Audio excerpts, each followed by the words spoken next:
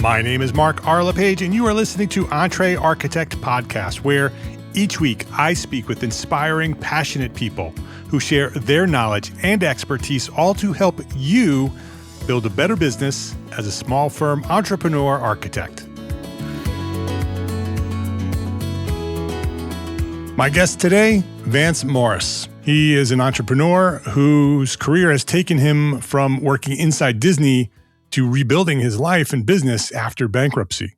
Along the way, Vance learned that long-term success is rarely about clever marketing and almost always about the experience people have working with you.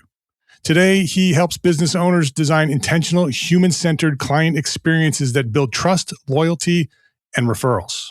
This conversation is especially relevant to our audience of small firm architects who rely on reputation and relationships to stand out in a crowded marketplace. So I'm excited to have this conversation. Vance Morris, welcome to Entre Architect Podcast. I appreciate it. Thanks so much. Hopefully I'll drop a few good nuggets for you today.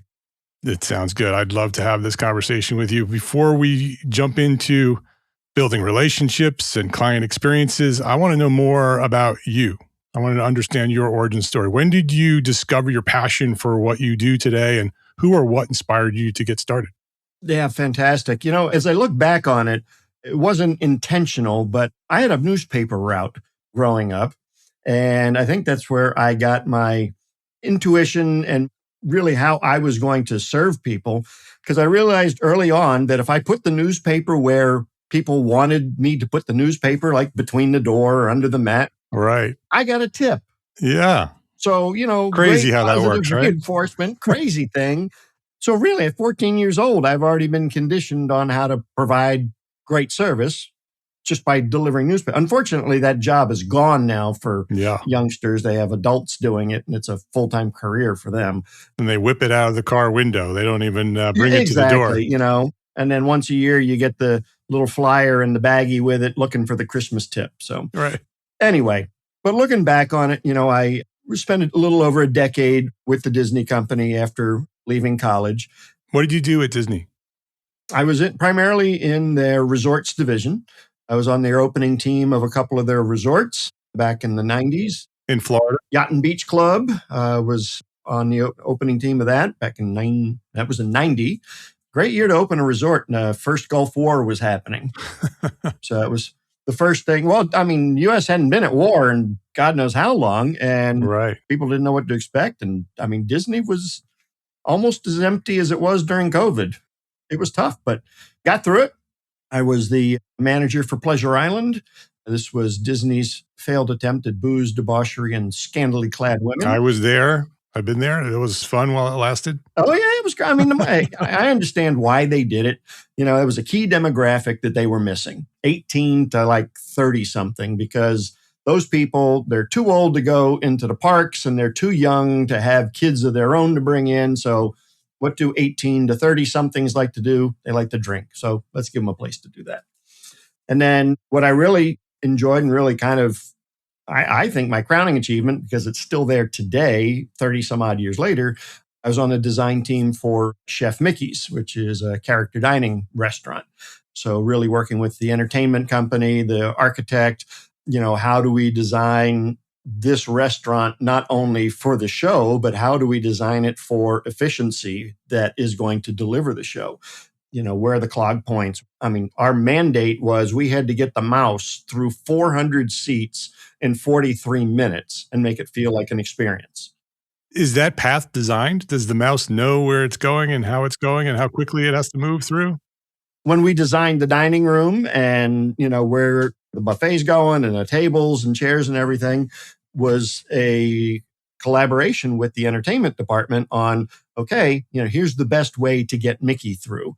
Because if people didn't get a chance to see Mickey, they're going to be cranky. Right. And so if they had to wait for Mickey, well, that slowed us down and irritated other people who were waiting for the table. And then obviously Disney is a for-profit company. So we didn't make as much if we didn't turn the tables. Yeah. Disney is a fascinating company to research and to learn about. All of the backstory and the background of how Disney works is really interesting. Yeah. And I encourage, even if you're going there, for vacation, if you're, a small business owner, is sit down for 3 or 4 hours, put your business cap on, Yes. and just watch what Disney does. I mean, the motions that they go through, the systems that they have in place, for moving people, for getting them through a cash register, getting them onto a ride.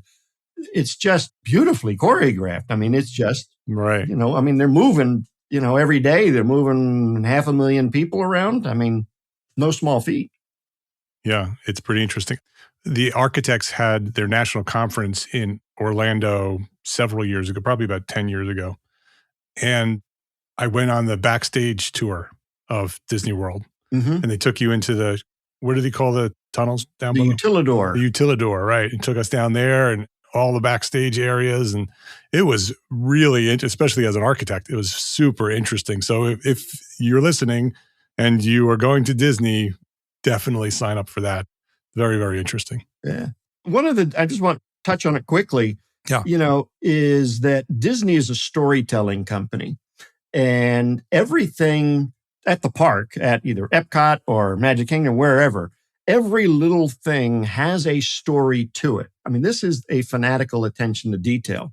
So a quick example, if you go to the China Pavilion at Epcot, and you're looking into the pavilion and the restaurant is on your left, you'll look up at the restaurant, and on the peak of the roof is a little hen with a little guy riding the hen, right? Nobody sees this thing, Yeah. right? It just blends in with everything. Right. But the story is that is Emperor Min, who was very cruel to his people, so they hung him. And now in Chinese culture, they put this effigy of the emperor out to ward off evil spirits. Now, this thing is, Yeah. it's not much more than 14 or 16 inches long, Right. and it's got a complete backstory. Yeah. So everything is intentional there with the stories. And so, Right. when you're designing things, what is the story you're trying to tell? And, especially if you can tell a story, it's a hell of a lot easier to sell something as well. Right. Yeah. It makes it a lot more fun too. Oh, no doubt. No doubt.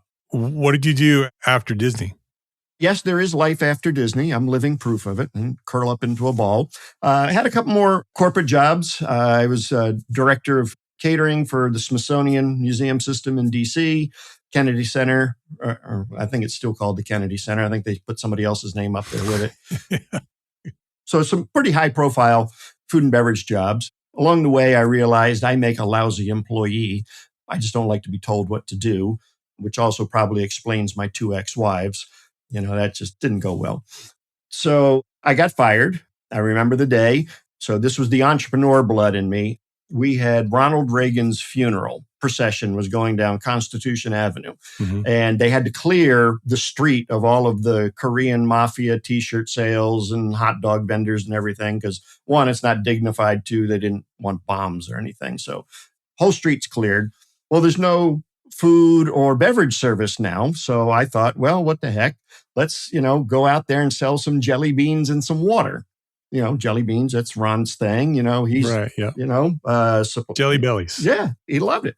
So we probably sold, in about an hour, we sold probably close to $5,000 worth of water and jelly beans. I got called into the director's office and said that was probably the most undignified thing you could have possibly done. I mean, just berated me upside down and sideways. And I'm like, are you kidding? Reaganomics, he'd love this stuff if he knew it was happening. So I took my lumps and went on. So I was they fired me inappropriately. So I got 6 months severance. So I was able to kind of figure out what I was going to do next. And so I was going to I put my own business together. That's what every small boy dreams of doing. I started a carpet cleaning business because why not, right? But it was very specifically designed for the affluent market. So, you can go out on your local telephone pole and see, we'll clean 9 rooms for $47. That was not going to be me. So our marketing was targeted towards the affluent. Our service level was for an affluent market. And that's the direction we went. We don't even clean rentals. Nothing wrong with them, but I just don't want to clean them. This wasn't your market. That's not my market. The same time I was starting that business, My wife had a cerebral aneurysm. She was a regional director for the coffee company that wears the green aprons. Yep. Can I say their name? It doesn't Oh, matter. yeah, for sure. Starbucks. So we were going to live off her salary while I was getting the business up and running. She ended up in the neuro ICU for 11 days. And so our income literally overnight went from, nice mid six figures down to goose egg. Right. So I had to make a decision. Do I make this thing work or do I go get a job, which I knew I would get fired from anyway? So we made it work. And along the way, yes, we lost the house, did the bankruptcy thing, not proud of it, but got to do what you got to do to survive. Yeah, it's there for a reason. It is, and I mean, you read about all these big corporate ones and, those are all usually a sham. But, for, you know, little guys that really need it, it's great to have it. And same thing with public assistance. I mean, I've paid into and my accountant was like, look, you've paid into this system now for well over 25 years. You're allowed to take something out of it, right? Right. I mean, was I happy with food stamps? No, but, it's there. Fine. Got it. But it didn't end there. My wife got better. Big scare. She almost died, but got better. We climbed out of the hole, continued to build it. Along the way, added a Oriental rug washing facility to it.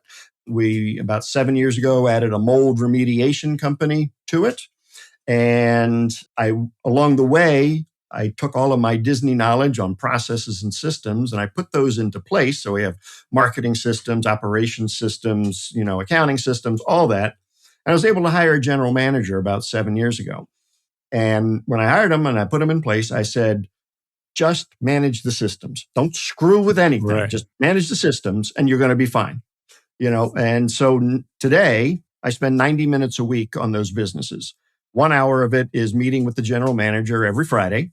And I said, look, if you got great ideas, great. We'll discuss them on Friday and then you can go implement them. But we don't change anything unless we talk about it. The other 30 minutes is I don't let go of the checkbook.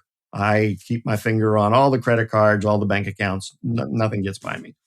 So that lets me have time to do what I enjoy doing, which is consulting with small businesses on creating what I call raving fans. If you go to Disney today, right now in the park, 80% of the people that are there now have been there before. It's only 20% new. And to me, if that ratio is good enough for Disney, that's a great ratio for me to go to. So I focus quite a bit on that. You got the customer. It's really expensive to get a customer, but it's relatively inexpensive to keep one. Just quickly, like I got the numbers for last year. It cost me $145 to get a new customer in the front door of my home service businesses. Only cost me $22 a year per customer to keep them. So immediately when we serve an existing customer, we're already 120 some odd dollars more profitable. So, I mean, in everybody's niche, it's going to be a different number, but those are two numbers that you got to know in your business. Is what does it cost to get a client? Because that will scare the living crap out of you and really force you to spend more time and effort on retaining customers. So understanding the cost of obtaining a customer, you're talking about their time involved in doing that, your marketing. Well, your ad cost, your Google cost, the guy to answer the phone, all that wrapped up. If you divide it by the number of new customers, what is that number? For me, it was $145. Right. And then you could do the same thing for your current clients that potentially could be repeat clients. What are you investing in that relationship in order for them to come back and do it again? Yep. Yeah. And that was only $22. So right. In my little mind, that makes really good sense. Yeah. So what are some of the things that you teach or consult to keep your clients coming back? Sure. Well, it does start with the experience.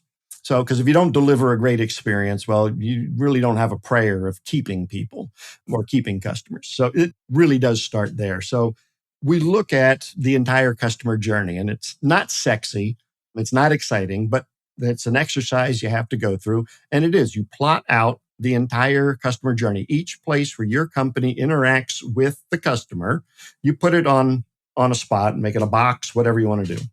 And then you look at it and you prioritize, okay, if we focused on this area, what's going to give us the most bang for our buck? Where are we going to have the most impact? Where will we be able to possibly raise prices? And Disney's got this all figured out. I mean, they are masters at creating experiences out of the mundane. It's all the boring stuff that we got to do day in and day out. The Disney's they figured out how to answer the phone and make it feel magical. Right. Right. Right. So, or using the restroom. or even using the restroom. Yes. But that's what people remember Right. is that experience. So I have a insurance broker who's a client who works with Allstate. He's a big Allstate guy. He's got 7 other Allstate insurance guys in his town or city, plus all of the other guys that are out there. So I don't know, there's my 50, 60 insurance agents. He's having a tough time standing out. And I went to visit him in his office, and I'm looking around, and the guy's a rock and roll fanatic. I mean, he's got gold records on the wall, autographed guitars, everything. And I said, okay, so we need a place for you to stand out immediately when people call your office. So we're brainstorming with his team, and his receptionist said, well, why don't we just start with answering the phone? I said, well, brilliant. That's a great idea. I said, how do you answer the phone now? And it's something along the lines, thank you for calling Dave's Insurance. How can I help you? We've all heard that from 1,000 companies. She goes, well, why don't we just play into what Dave loves to do, which is rock and roll? I said, okay, great. Well, what are your thoughts? And the receptionist came up with this. I want to point this out. It wasn't the boss or the head guy. This was an employee that came up with the way to answer the phone. And now they answer the phone. Thank you for calling Dave's Insurance, the agency that rocks. Now, there you go. First 26 times you say it, yeah, it's a little corny. But now it's part of their shtick. Yeah. Your marketing is designed to do through 2 things, attract the people you want to do business with and repel the people you don't. And just by answering the phone that way, they're sifting, sorting, and screening out people that would just not be good clients. Not to mention, they're memorable. He's the rock and roll insurance guy. Nobody can copy him. So, taking your personality, putting it into your business, and then just looking at each of those individual points on the customer journey. Okay, answering the telephone. Great. We got that one checked. Great. What's next? Is it in-office experience? Is it, delivery of plans? What's the next thing that we can improve on, to create the experience that's going to give us the retention? Yeah. A great way to do that is with Post-it notes. Right? Take a blank wall and write each step of your customer experience on a Post-it note. Yep. And then that way you can write notes on the Post-it note. You can rework them and put them in different orders and play with that idea. And obviously there are tools like Miro that you can do that on the computer as well. But the physical Post-it note is a great tool. Yeah, I'm more of a write it down kind of guy. So yeah, whiteboard, Post-it notes, that's the perfect way to do it. Yeah. And the one thing that you'll find too, though, is that there are going to be gaps in your journey where the customer's not doing anything, because you got to do this from the customer's point of view, not your point of view. Yeah. So first the customer does this, then the customer does that. Well, let's say you meet with the customer and it's the initial meeting and you're going to promise you're going to deliver some plans in 2 weeks or whatever your turnaround time is. So you've got the meeting and then you've got the next meeting. Now you have 2 weeks. The customer is waiting. Right. So that's what the customer's doing. They're experiencing something, right? They're experiencing waiting. So what are you doing to entertain the customer, to make them not feel like they've got buyer's remorse? Make sure that they don't go find another, get another quote somewhere. What are you doing in that 2-week period? What are you sending them, either through the mail or electronically or carrier pigeon or whatever?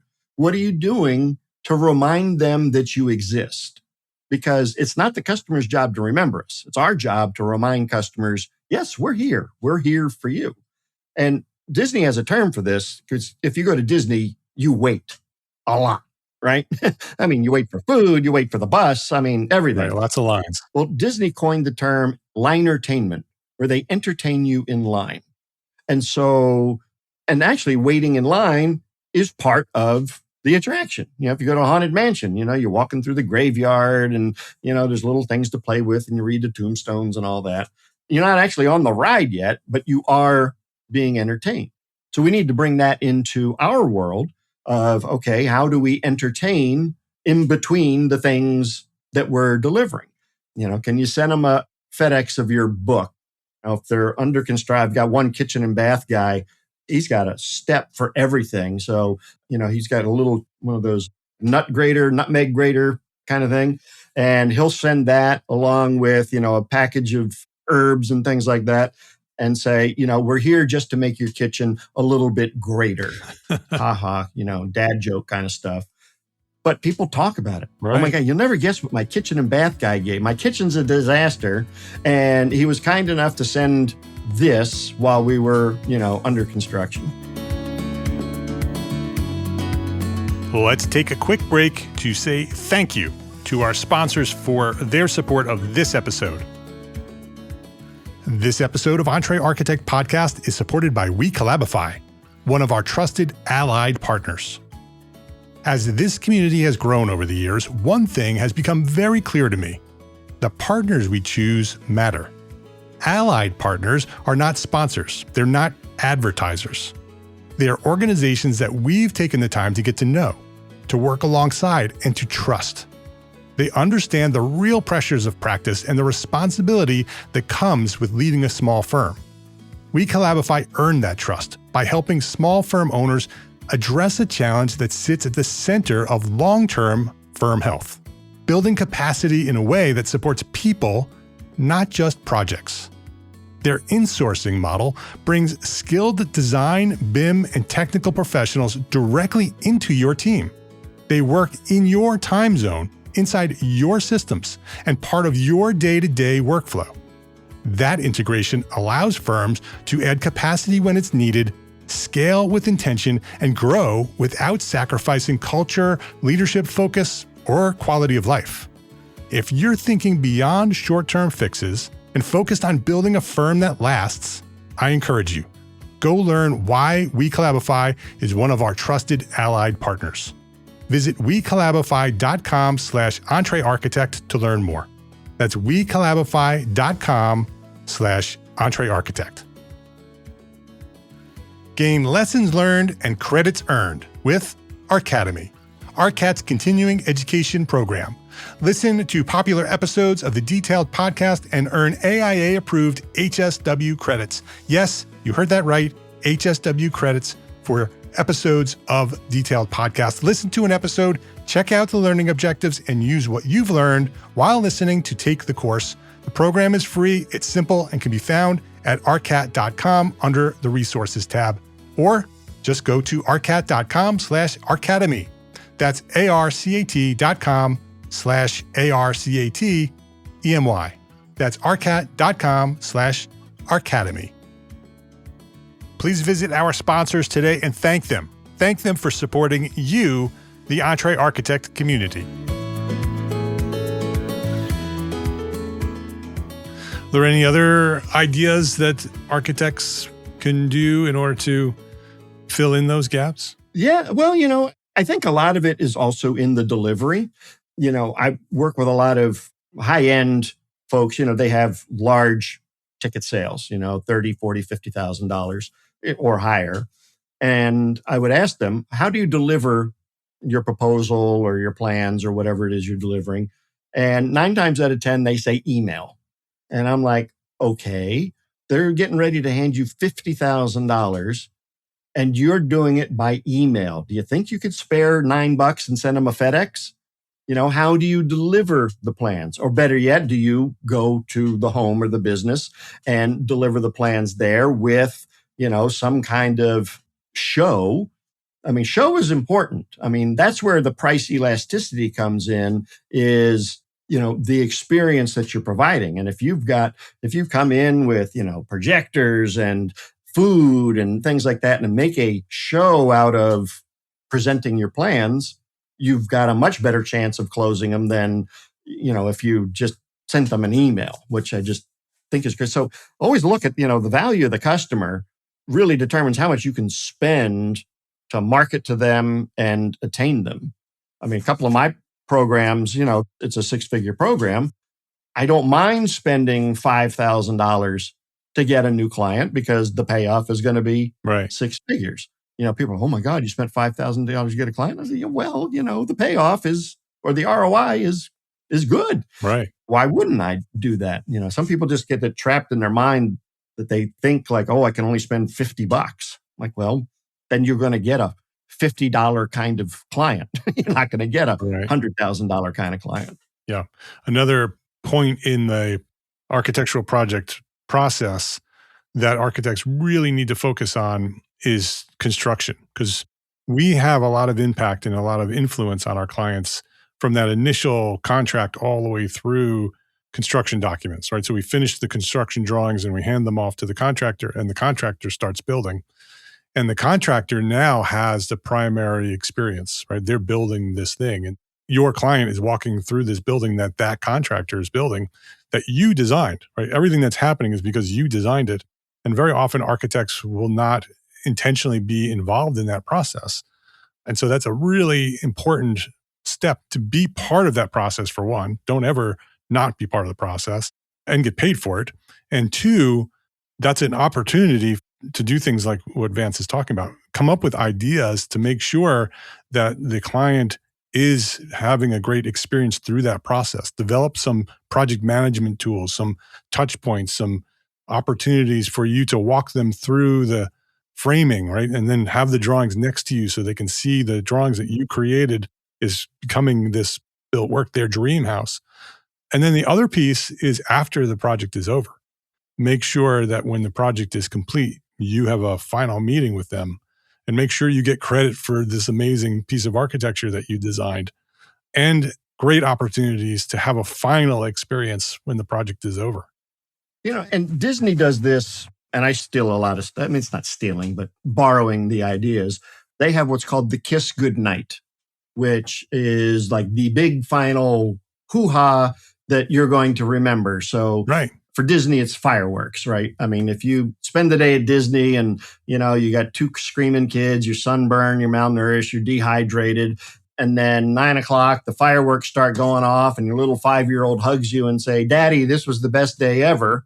Yeah. That's the big kiss goodnight. Dad just forgot about all of the lines he waited in, all of the money he spent. He's now got his kid saying this is the greatest thing ever. So we need to be able to do that as well in our business. And I think certainly with, architects and builders, a number of my remodeler clients will do coffee table books of the entire process. They'll come in and they'll, I've done that. Pre-construction to planning to construction to final product. They'll put it into a nice hardbound coffee table book. It's a great idea. People don't throw books away. And if you just renovated and it's like really, like all over the top, or it's just amazing, that's what people are going to do. Oh, who did this? Okay, well, here's the book that he, sent me. And They show it to every single one of their friends. Yeah. every single one of them. And then you need to keep in touch with them. When we talked earlier about, it's not the customer's job to remember you, it's your job to remind the customer that you exist. Just because you finished one project doesn't mean you should stop communicating with them. Even if you're not going to get another job from them, you should still be communicating to them because they are now a referral source. Right. And, everybody says they have a referral program and they say, yeah, do you know anybody who needs a new kitchen or needs a new building? And, call me if you do. That's the extent of, the referral program. But referrals have to be engineered. And I strongly recommend newsletters for everybody. Doesn't matter what industry you're in. Strongly recommend a print newsletter. One, not email. You can send it email as well. So you're talking about in the mailbox. In the mailbox. The mailbox is empty these days. I got a credit card offer and a catalog. Right. When you get something that's not junk or a bill, yeah, you value it. You're like, holy crap, this is great.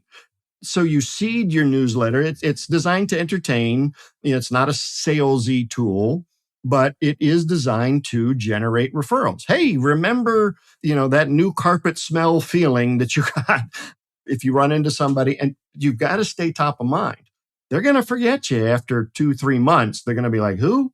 So you've got to be intentional about staying in touch and communicating so that you can have, whether they come back and buy from you again, but certainly for the referability, you want to continue that communication. Yeah.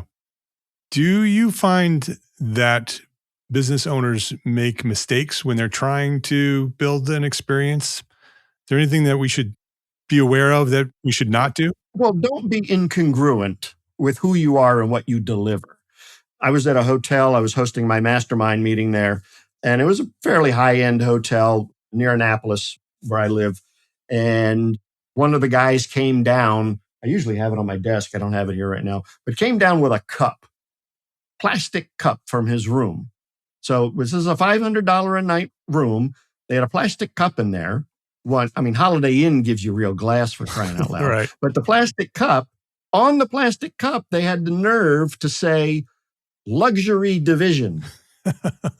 There is nothing luxury about a plastic cup. Yeah. So, yeah, those are the kinds of mistakes you want to avoid. Don't be incongruent with your messaging or your marketing, because people will see through that in a heartbeat. That's really the biggest mistake. You can't really, if you're trying to do things better and you're improving processes, you're improving systems, yeah, you might make a little mistake. As long as you're not incongruent, people will forgive you. You talked a little bit about that you do consulting, and you have a mastermind. You want to talk a little bit about what you do and the services you provide? Oh, sure. I appreciate that. So I do have a mastermind. It's sold out for 2026, but a group of 15 entrepreneurs that get together 4 times a year solely for the purpose of growing their businesses, bringing problems and stuff to the table. If you're not in a mastermind, I highly recommend one. Find one, because they exponentially will move your business. That's a big part of what Entre Architect does. We have 30 masterminds at Entre Architect. Perfect. Yep. Yeah. So yes, do that, please. I'm just like having your own board of advisors, and it's the best thing we do. Yeah, one of the fun things I get to do is take business groups to Disney. Oh, cool. I do 3 or 4 day boot camps down there. And we'll spend half the time in the classroom, half the time in the theme park, learning all things Disney. We do build your customer journey while we're there. And at the end of the 3 days, you have a blueprint on how you're going to Disneyfy your business going forward. And then it's got some follow-up coaching just to make sure you stay on track. And then I have one-on-one clients where I'll go in and work with the business, build the systems with them, really look at the customer journey, look at who they are serving, who should they be serving, who should they not be serving. You remember at the beginning, I knew I was going to be for, affluent homeowners. So do you know who you are for? I love the one-on-one stuff because, I can really roll up my sleeves, get dirty, get into the business and just have some fun. It's the creativity part that I really like. But I'll tell you, going to Disney for 3 days ain't a bad way to make a buck either.